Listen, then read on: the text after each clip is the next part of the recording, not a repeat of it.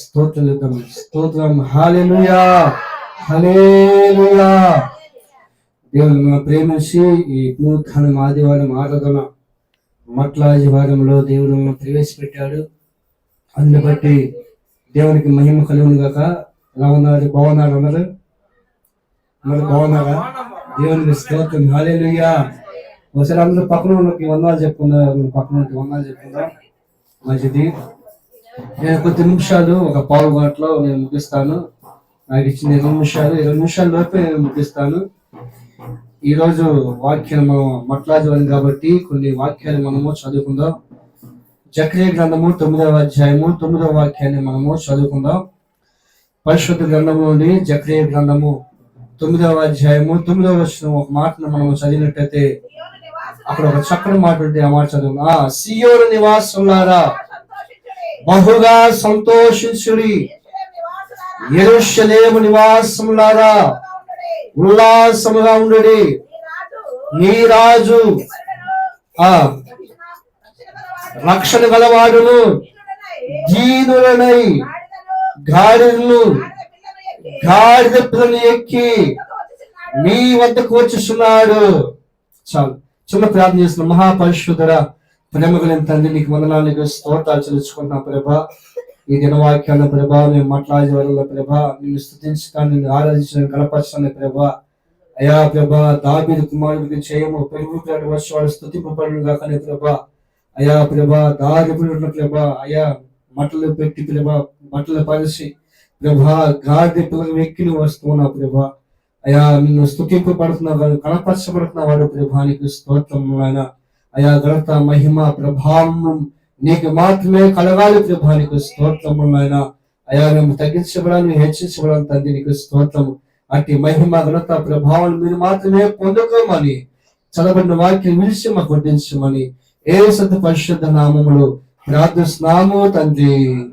ఆమేన్. ప్రియమైన దేవుని బిడ్డలారా, చదవబడిన వాక్యం మనం గమనించినట్లయితే జకరియా గ్రంథము 9వ అధ్యాయం 9వ వచనాన్ని మనం గమనించినట్లయితే అక్కడ ప్రభువైన యేసుక్రీస్తు వారు ఎలా వస్తున్నారంటే, సియోను నివాసులారా సంతోషించుడి, యెరూషలేము నివాసులారా ఆనందించుడి.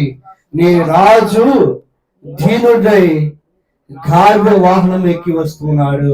చూడండి, రాజులు అనేవాళ్ళు చాలా మంది గుర్రాలు ఎక్కి వస్తున్నారు. గుర్రాలను కోరుకుంటారు. చాలా మంది రాజులు అనేవాళ్ళు గుర్రాలను కోరుకుంటారు. ఎందుకంటే గుర్రాలు వేగంగా వెళ్తా ఉంటాయి కాబట్టి.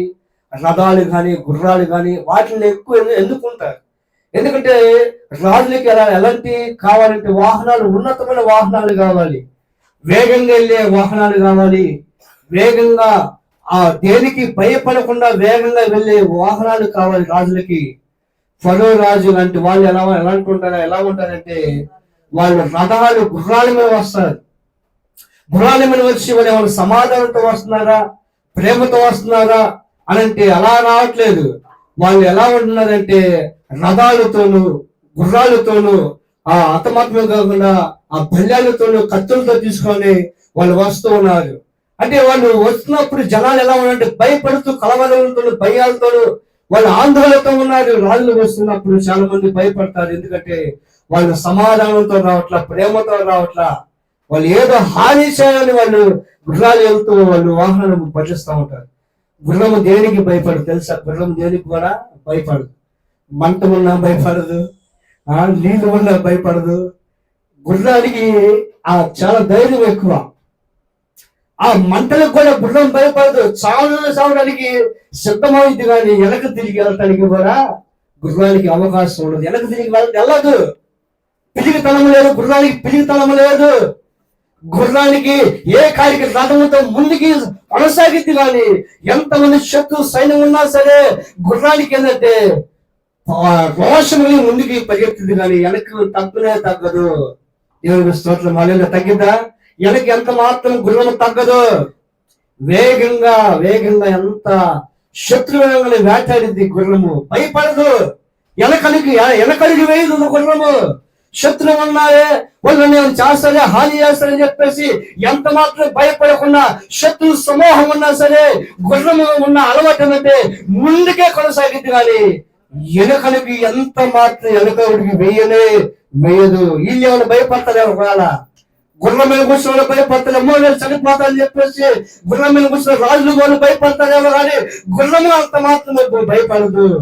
ఒకవేళ ఎదురుగా మంటలు ఉన్నా సరే, సైన్యం ఉన్నా సరే, గుర్రానికి ఉన్న బలము, ధైర్యము ఎవరికి ఉండదు.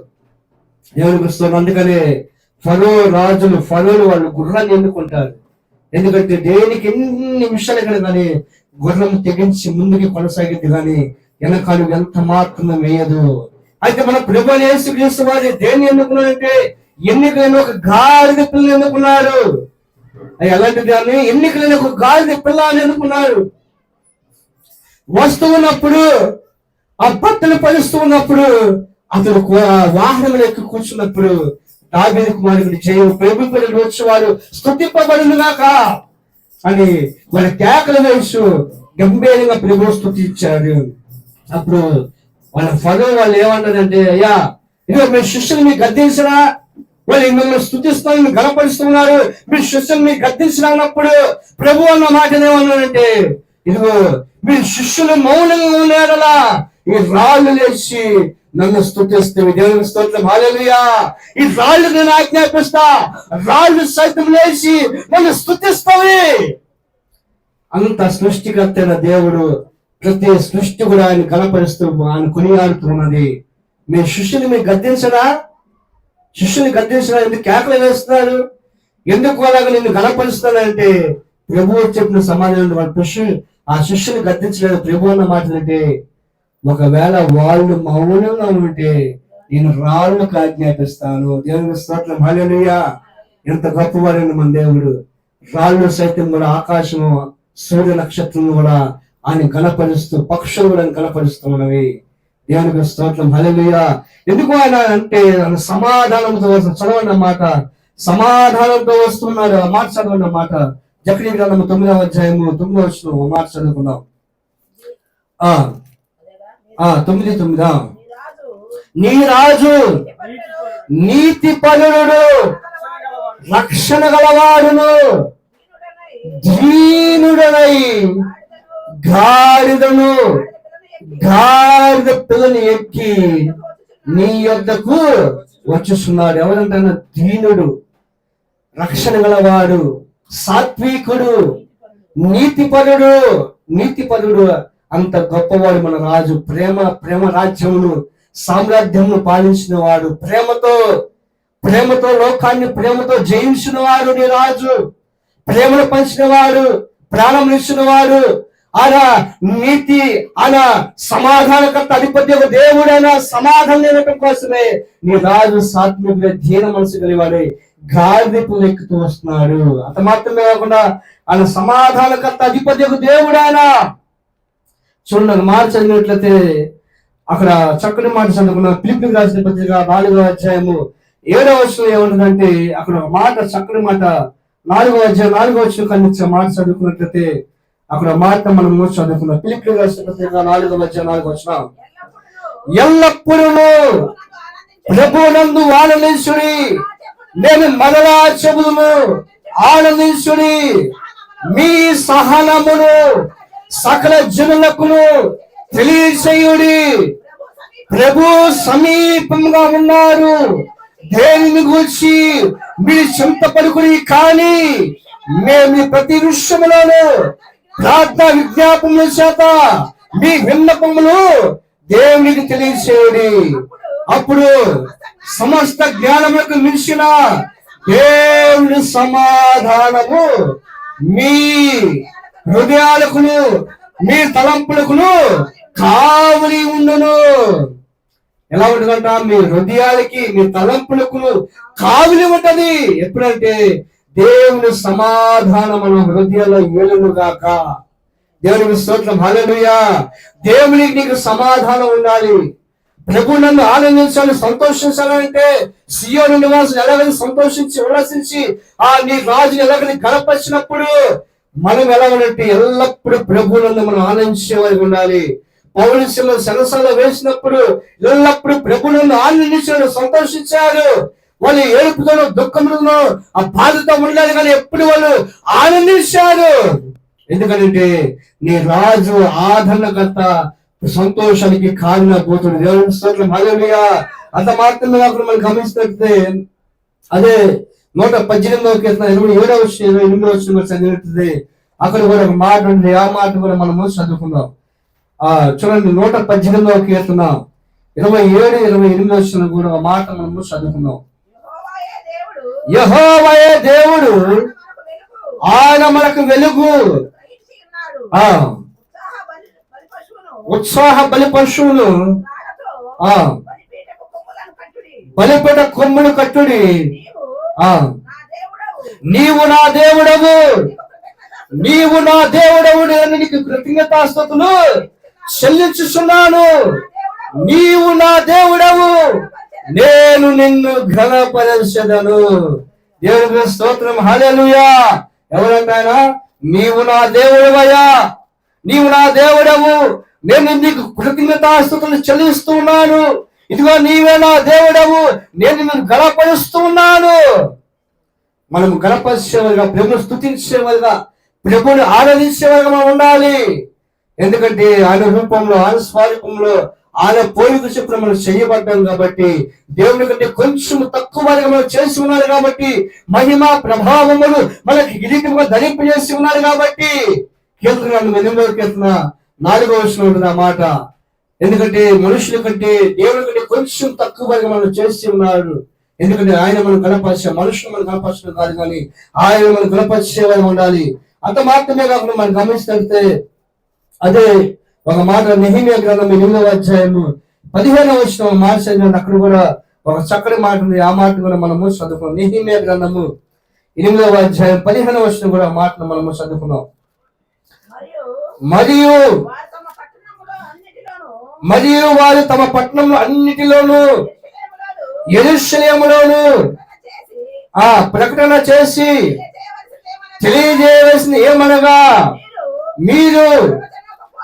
మీరు పర్వతములకు పోయి, మీరు పర్వతములకి పోయి ఒలివ చెట్లు కొమ్మలను, అది ఒలివ కొండల చెట్లు కొమ్మలను, వంగి కొండల చెట్లలో, వేప చెట్లు కొమ్మలను, వేరు వేరు చెట్లు కొమ్మలలో రాయబడినట్లుగా ఆ ప్రకారం దేవుని ఎన్ని రకాల చెట్లు ఉండండి. ఇక్కడ మొత్తం 4 రకాలైన చెట్లు ఉంది. వెళ్ళి మీరు పర్వతంలోకి వెళ్ళి ఆ చెట్లు కోసుకుని మీరు వచ్చి ప్రభుని ఒలివ చెట్లు తెచ్చి మీరు ప్రభుని గణపరచండి అని రాయబడి ఉన్నది. ఏంటంట? రాయబడి ఉన్నది. మీరు ఈ ప్రకారం మీరు చేయండి అని ప్రభు వాళ్ళకి ఆజ్ఞాపించండి మనము చూస్తాం. అంత మాత్రమే కాకుండా 1వ రాజుల గ్రంథము 1వ అధ్యాయం 32-33 చదివినట్లయితే అక్కడ కూడా ఒక చక్కటి మాట ఉంది. ఆ మాటను కూడా మనము చదువుకుని ఇంకొక 10 నిమిషాలు నేను ముగిస్తాను. 1వ రాజుల గ్రంథము 1వ అధ్యాయం 32-33 కూడా మాట మనం చదివినట్లయితే అక్కడ కూడా చక్కని మాటను మనము చదువుకుందాం. 1వ రాజుల గ్రంథము 1వ అధ్యాయము 32-33 చదువుకుందాం. 1వ అధ్యాయము 1వ రాజుల గ్రంథం 1వ అధ్యాయము 32-33 చూడండి. అప్పుడు రాజైన దావీదు యాజకుడైన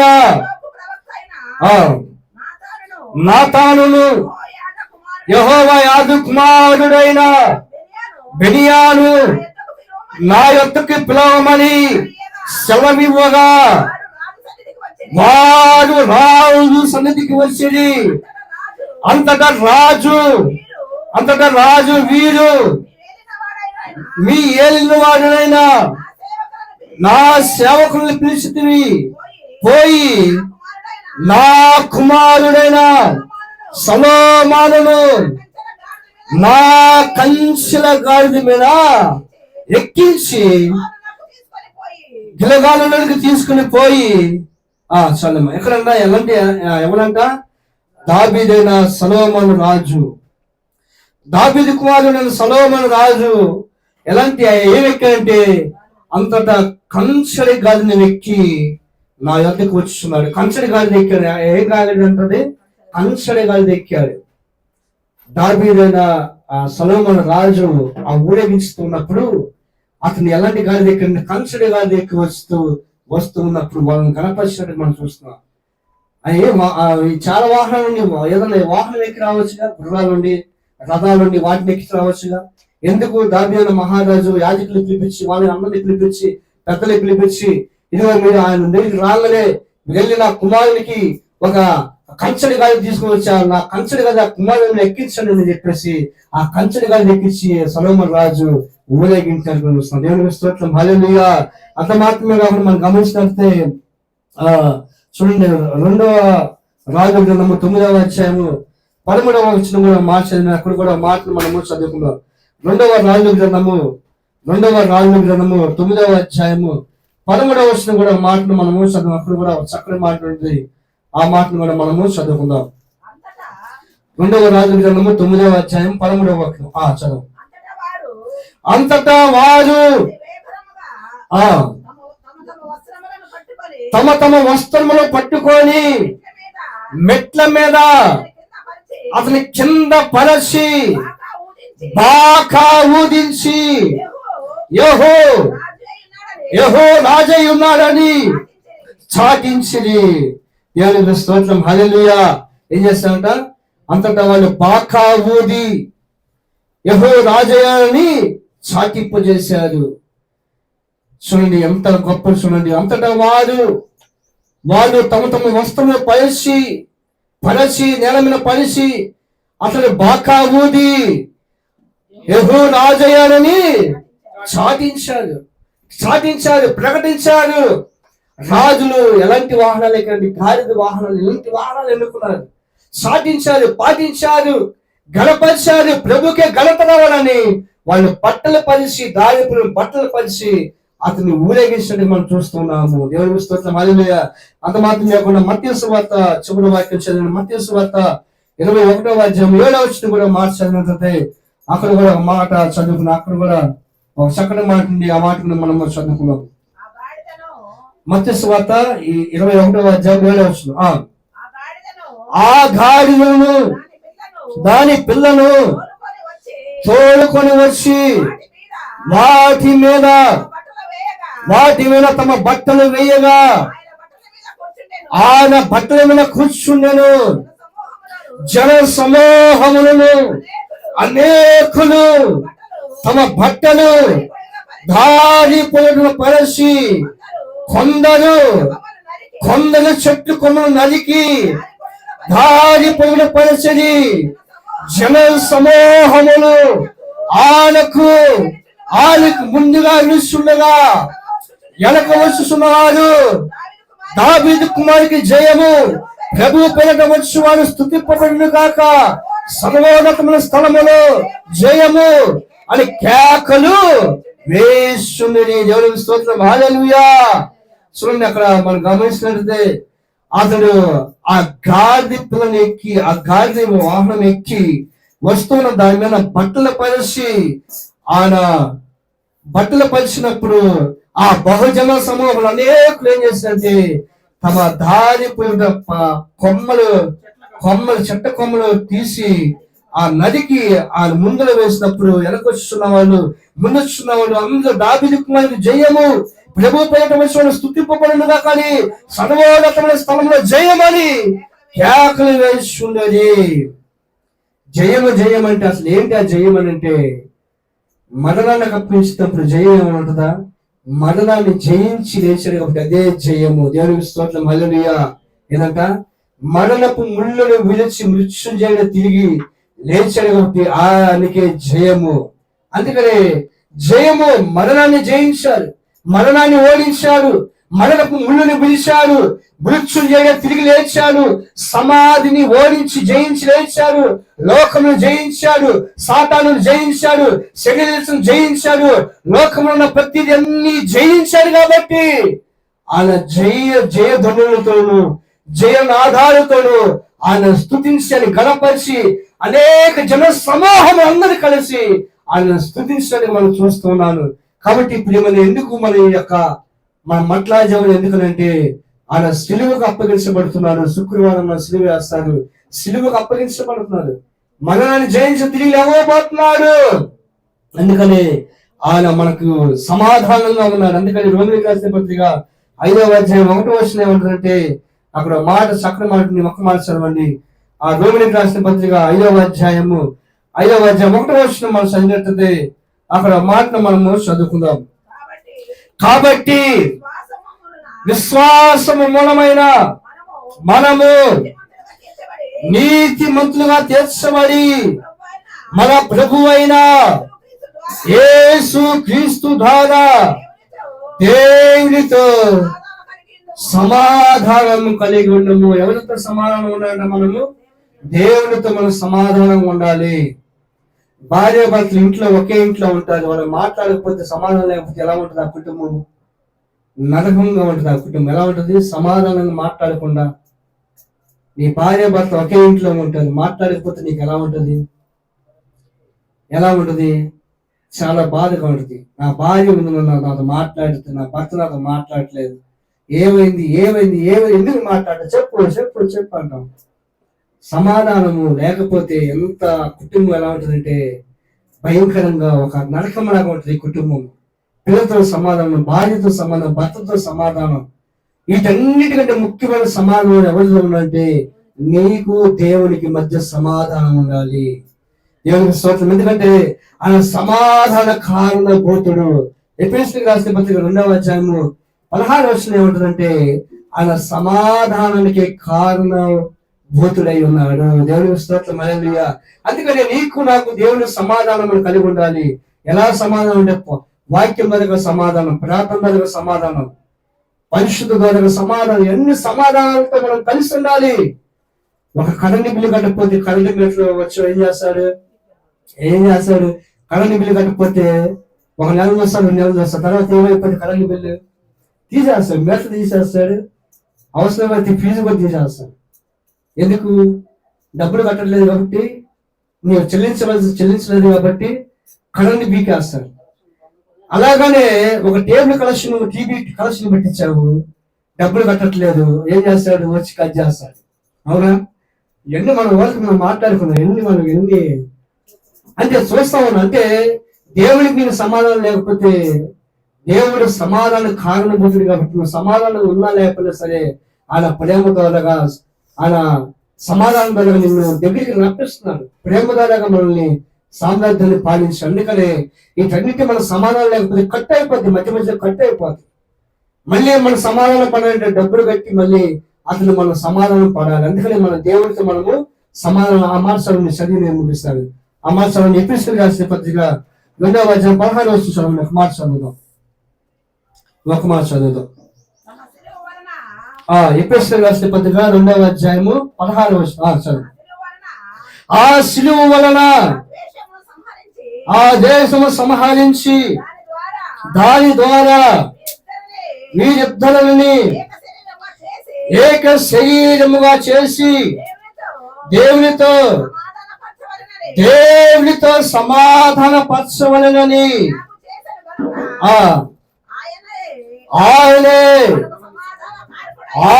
మనకు సమాధాన కారకులై ఉన్నాడు. దేవుని స్తోత్రం. హల్లెలూయా. ఎవరంతా సమాధాన కారకులు? ఎవరు ఉన్నాడు? ఆయన మనకు సమాధాన కారకులై ఉన్నాడు. పలికినా పలుకున్నా, మూతి ముడుచుకున్నా, ఎలా ఉన్నా సరే వాక్యం ద్వారా మాట్లాడతాడు, ఇలాగా సేవకుల ద్వారా మాట్లాడతాడు, సువార్త ద్వారా మాట్లాడతాడు. నువ్వు మూతి ముడుచుకున్నా, దేవుడు అంటే నాకు ఇష్టం లేకపోయినా కానీ, దేవుడు అంటే నాకు అసలు ఇష్టం లేదు, నేను రాలేదు కన్నాని నువ్వు మూతి ముడుచుకున్నా సరే సేవకుల ద్వారా మాట్లాడతాడు, సువార్త ద్వారా మాట్లాడతాడు, టీవీల ద్వారా వాక్యం ద్వారా మాట్లాడతాడు. మాట్లాడతా లేదా? మాట్లాడతాడు. కంపల్సరీ మాట్లాడతాడు. పాటల ద్వారా మాట్లాడతాడు. ఎక్కడో మీటింగ్ జరిగింది పాటల ద్వారాగా, మీటింగ్ ద్వారా, వాక్యం ద్వారాగా. నువ్వు దారిని పోతున్నా సరే నీతో మాట ఏదో ఒక వాక్యం నీ చెవులు పడింది. దేవునికి స్తోత్రం. హల్లెలూయా. నువ్వు మూతి ముడుచుకున్నా సరే నువ్వు ఉండలేవు, ఏదో ఒక మాట నీ చెవులు పడిద్ది, నువ్వు ఆయన వైపు తిరుగుతావు. దేవునికి స్తోత్రం. హల్లెలూయా. నేను ఆయన వైపు తిరగలను అనుకుంటే కనుక ఏ విధము చేత మనుషులకి సాధ్యమే కానీ దేవుడికి సమస్తము కూడా సాధ్యమే. నేను ఎలా తిప్పాలో, ఎలాగా ఆయన వైపు తిప్పుకోవాలో మనుషుల కంటే ఆయనకే ఎక్కువ తెలుసు. దేవునికి స్తోత్రం. హల్లెలూయా. కాబట్టి ప్రియమైన ఈ ఉదయకాల సమయం మందు దేవుడు సమాధాన కాలం భూతుడై ఉన్నారు. ఆయన స్తుతింపబడిన వారుగా ఉన్నారు. ఆదరణకు యోగ్యులను కనపరచడానికి యోగ్యుడిగానే ఉన్నారు. అటు సమాధానం అట్టి నెమ్మదిని దేవుడు రాజుగా ఉండి జీనుడే గాయకుల వాహనం ఎక్కి వస్తున్నప్పుడు ఆయనను స్తుతించాను కనపరచాకి భాగ్యము నీవు నాకు దేవుడు దయచేయను గాక. ఆమేన్. కొద్ది మాటలు దేవుడు దీవించును గాక. ఈ సమయాన్ని నేను కుమారుని నేను అప్పగిస్తున్నాను. దేవునికి స్తోత్రం. మీ అందరికీ నా హృదయపూర్వక వందనాలు. దేవునికి